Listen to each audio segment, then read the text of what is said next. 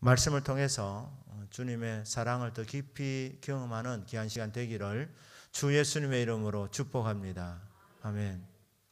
오늘 밤을 영어로는 좋은 금요일이라, 좋은 금요일 밤이라 이렇게 말합니다. 예수님이 십자가에서 죽으시고 아리마대 요셉의 무덤에 지금 장사 지내어서 지금 묻혀 있는데 뭐 그렇게 즐거운 시간입니까? 좋은 날이라고 합니까? 그것은 반드시 부활의 날이 기다리고 있기 때문에 3일째 되는 날 주님께서 무덤 문을 깨뜨리고 다시 부활할 그 소망이 있기 때문에 인간적인 눈으로 보면 가장 슬픈 시간이지만 부활이 다가오기 때문에 즐거운 날이라, 좋은 날이라, 좋은 금요일이라 이렇게 말하는 것입니다. 예수님은 히브리서 12장 2절을 보면 믿음의 주요 온전케 하시는 분으로 그렇게 앞부분에 소개되어져 있습니다. 그러니까 예수님은 믿음의 원조이시고 예수님은 믿음을 완성시켜 주시는 분이십니다. 예수님은 우리의 신앙의 대상입니다. 그래서 우리는 예수님을 나의 주님, 나의 하나님 이렇게 고백합니다. 그런데 예수님께서 이 땅에 사시는 동안 주님도 성부 하나님을 의지하셨습니다. 믿음으로 사셨습니다. 그래서 우리 예수님의 별명 중에 하나가 아멘입니다. 그러니까 주님은 아멘으로 사신 것입니다. 성부 하나님을 나의 아버지라고 이렇게 부르면서 철저하게 의지하셨던 처음부터 끝까지 믿음으로 사셨던 분이 주 예수 그리스도이십니다. 십자가도 믿음으로 감당한 것입니다. 하나님 아버지께서 원하시는 그 모든 것을 다 믿음으로 순종하여 받들어 드렸던 것이 바로 십자가에서 6시간 동안 매달려 있으면서 하셨던 주님의 일입니다. 오늘 이제 본문을 우리 봅니다. 44절부터 보시면 때가 제 6시쯤 되어 예수님께서 우리 시간표로 말하면 오전 9시부터 금요일 오전 9시부터 오후 3시까지 히브리 시간으로 하면은 제 3시부터 제 9시까지 6시간 십자가에 매달려 계셨습니다. 그런데 제 6시쯤 되어 정오쯤 되어서 해가 갑자기 빛을 잃었습니다. 온 땅에 어둠이 임하였습니다. 이것이 예수님께서 돌아가신 오후 3시까지 계속되었습니다. 성소 휘장이 한가운데가 찢어졌습니다. 성소와 지성소 사이를 가로막고 있는 휘장, 두께가 손바닥 이게 넓이만한 이 두께. 그러니까 이게 폭풍이 불어도 찢어지지 않는 아주 견고한 휘장입니다. 그런데 이 휘장이 찢어졌습니다. 수동태입니다. 누가 찢은 것이 아니라 찢어진 것입니다. 마태복음 20장에서 보면 위에서부터 아래로 찢어졌습니다. 그러니까 성부 하나님께서 찢어 주신 것입니다.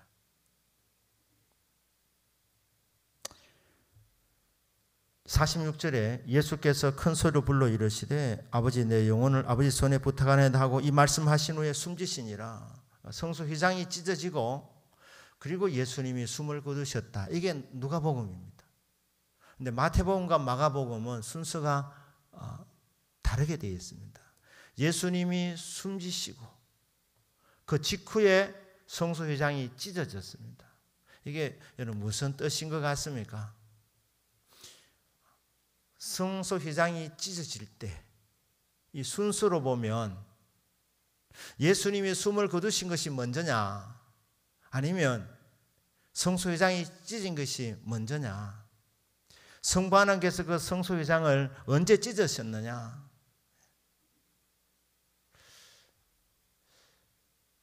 성부 하나님과 성자 예수님 의견의 일치가 있었습니다. 교감이 있었습니다. 이신전심이었습니다.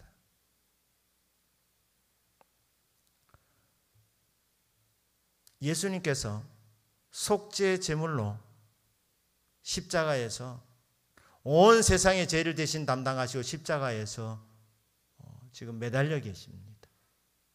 그런데 어느 순간 성부 하나님께서 이 헌신을 기쁘게 받으셨다, 하나님의 요구가 충족되었다는 믿음이 왔습니다.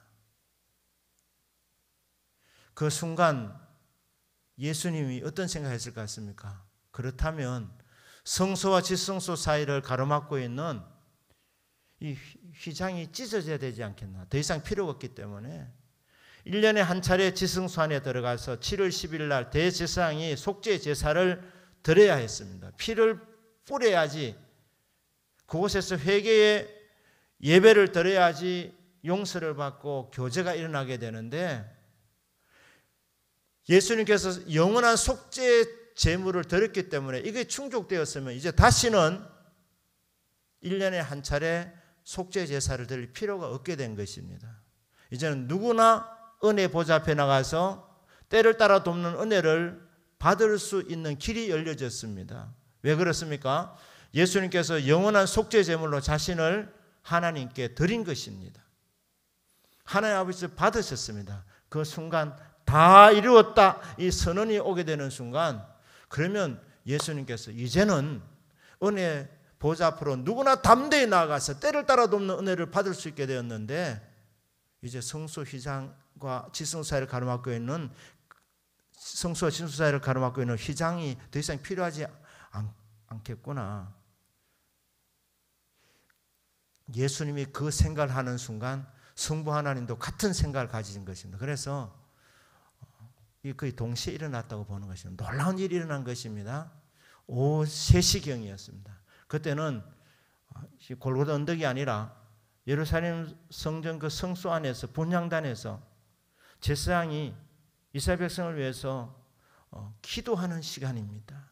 그런데 그때 깜짝 놀란 것이 휘장이 찢어진 것 아닙니까? 위에서부터 아래로. 제사장이 보고 얼마나 놀랐겠습니까? 이 기적이 일어났습니다. 언제? 성부 하나님과 성자 예수님이 같은 생각을 가지는 시간에. 그래서 앞서거니 뒤서거니 이렇게 기록이 되어져 있는 것입니다.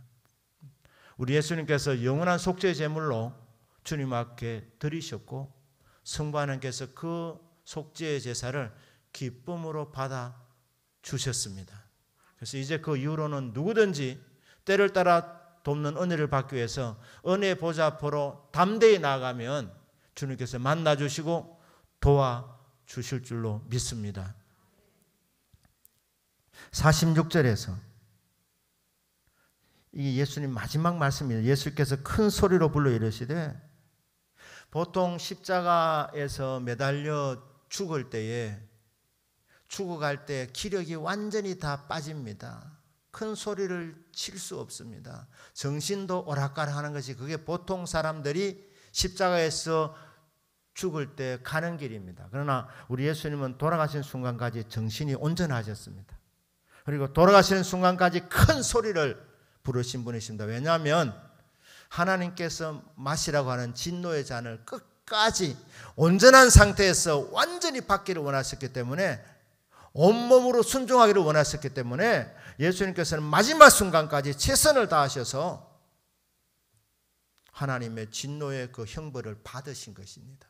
그래서 마지막에 온전한 정신 상태에서 큰 소리로 외쳐 불러 이르시면서, 아버지, 내 영혼을 아버지의 손에 부탁하나이다. 이 마지막에 이 고백을 보면 마지막 순간까지 예수님께서는 믿음으로 사셨다는 것을 볼 수 있습니다. 믿음의 사람은 기도합니다. 기도. 예수님께서 이 땅에 사실 수 있는 마지막 순간에 무엇을 하셨느냐? 주님은 기도하셨습니다. 기도. 믿음의 기도입니다. 믿음의 사람은 기도합니다. 기도하지 않는 사람은 안 믿는 사람입니다. 기도 안 하는 사람은 교만한 사람입니다. 그러니까 겸손히 의지하는 사람은 기도하게 되어져 있습니다. 그러니까 십자가상에서도 주님은 간구와 눈물로 소원을 아뢰는 것입니다. 마지막 순간까지 소원을 아뢰는 것입니다. 아버지, 내 목숨을 주님 맡아주십시오. 그렇게 기도로 부탁을 했습니다.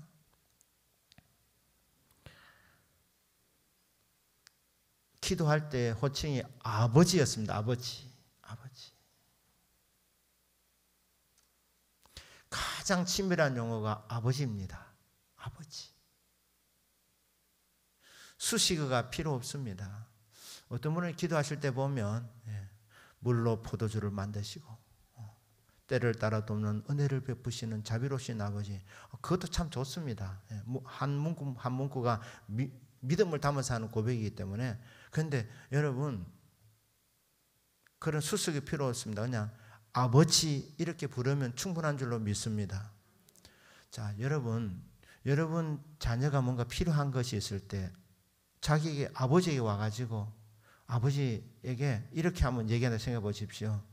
아버지는 돈이 많으신 분이십니다. 학비가 필요할 때는 학비를 주시는 분이시고, 내가 무엇이 묻고 싶을 때는 한 번도 실망시키지 아니하시고 먹을 것을 주신 아버지, 저에게 학비를 주십시오. 여러분 자녀 중에 혹시 그렇게 학비를 달라고 요구하는 자식이 있으십니까? 뭐라고 합니까? 아버지 돈 주세요. 이래 하지 않습니까? 아버지 거기 다 담겨 있습니다. 정말 친밀하면 수식어 필요 없습니다.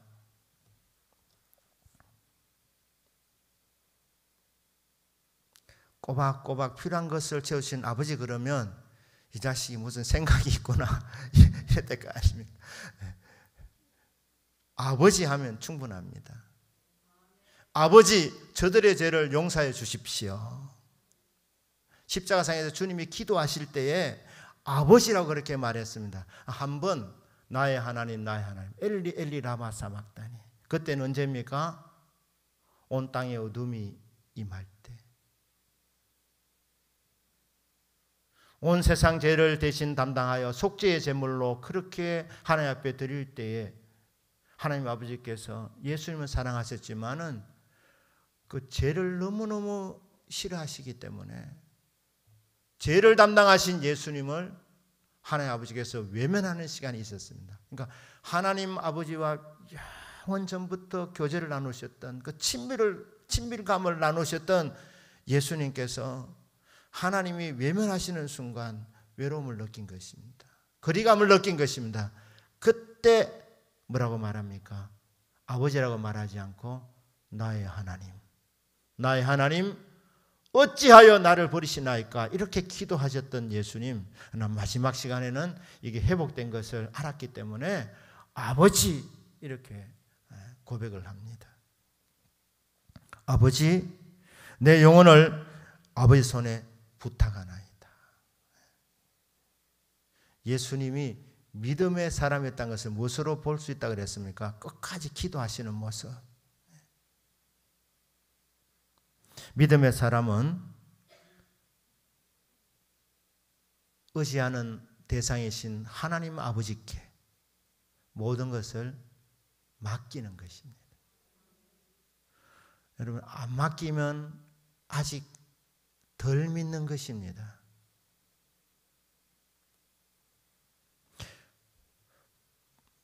부부가 딴 통장을 갖고 있다, 이런 분들이 많다는 얘기를 들었습니다. 물론 필요한 부분도 있겠습니다마는 진짜 믿으면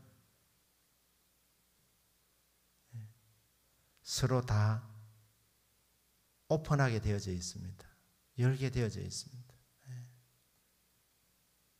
믿으면 맡깁니다.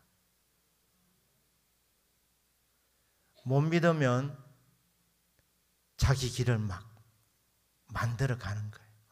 자기 길을 만들어. 예수님은 성부 하나님을 얼마나 의지했느냐, 믿었느냐, 다 맡긴 거예요. 다 맡긴 거예요. 마지막에 목숨까지 맡겼습니다. 목숨까지. 아버지, 내 영혼을 아버지 손에 부탁하나이다. 믿으면 기도하는구나. 믿음이 있으면 기도하고, 믿음으로 기도하면 하나님 도움을 받는구나. 응답받는구나. 하나님 살아계심을 경험하는구나. 믿으면 맡기는구나. 가장 소중한 것이 무엇입니까? 목숨 아닙니까? 사람의 영혼이 천하보다 귀하다고 말씀합니다. 한 사람의 그 목숨이 온 천하보다 귀하다. 온 천하를 가지고 어떻게 한 목숨을 바꿀 수 있겠느냐. 그만큼 소중한 이 귀중품을 예수님은 하나님 아버지께 맡긴 것입니다. 목숨을 맡긴다면 무엇을 못 맡기겠습니까? 예수님은 가장 소중한 자신의 목숨을, 자기의 영혼을 아버지 손에 맡겼습니다. 이 말씀을 하신 후에 숨지시니라 죽으셨습니다. 돌아가시고 부자 아리마대 사람 요셉의 무덤에 장사 지내어 있습니다.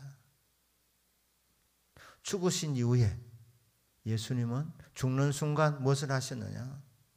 맡겼고, 그리고 예수님은 믿음으로 기다렸습니다. 무엇을 기다립니까? 전능하신 하나님께서 예수님을 죽은 자 가운데서 다시 살리실 것을, 부활하실 것을 믿고 기다린 것입니다. 그러니까 믿고 맡기고 부활의 때까지 기다리시는 예수님의 믿음. 믿음이라는 것은 바로 이런 것입니다. 믿음은 우리에게 기도하도록 이끌어 줍니다. 그리고 맡깁니다. 그리고 응답을 기다리게 합니다. 부활의 소망을 기다리게 하는 것입니다. 그렇기 때문에 이 금요일 밤 주님께서 돌아가시고 지금 요셉의 무덤에 머물러 계시는 그 기간, 육신의 생명은 떠나가셨지만, 죽으셨지만 그래도 기다리는 기간이다. 죽는 순간 의지적인 결단으로 기다린 겁니다. 주님께서 때가 될 때에 다시 살려주실 줄 믿고 기다림의 시간이 바로 이 금요일 밤 주일 새벽까지 기다림의 시간이었습니다. 사랑 여러분, 주님께서 믿음의 주님이라고 했습니다. 그리고 우리의 믿음을 온전케 하시는 분이라고 했습니다. 주님은 십자가에서 믿음으로 고난을 감당하셨고, 믿음으로 죽으셨고, 믿음으로 기다렸고, 그 믿음대로 부활하신 줄로 믿습니다. 여러분의 삶 속에서도 믿음으로 기도하는 복이 있기를 주님의 이름으로 축복합니다. 기도하고는 맡기셔야 합니다. 맡기셔야 돼요. 모든 걸 다 맡기셔야 됩니다. 그리고 기다리셔야 합니다. 기다리셔야 됩니다. 아직 무덤에 머물러 있는 캄캄한 상황 속이지만, 어려운 현실 속이지만 아무 말하지 않고 기도의 사람은 기다리는 거예요. 주님께서 일으켜 줄 때까지, 주님께서 응답해 주실 때까지 기다리는 자에게 하나님의 때에 하나님의 방법으로, 하나님의 특별한 능력으로 일으켜주는 것을 경험하게 된다는 것입니다. 오늘 이 밤에 우리 앞서서 믿음의 길을 걸어가셨던 주님의 그 발자취를 기억하시면서 저와 여러분도 주님이 걸어가신 그 길을 하나님 주시는 은혜 안에서 따라갈 수 있게 되기를 주 예수님의 이름으로 축복합니다. 아멘. 기도합니다.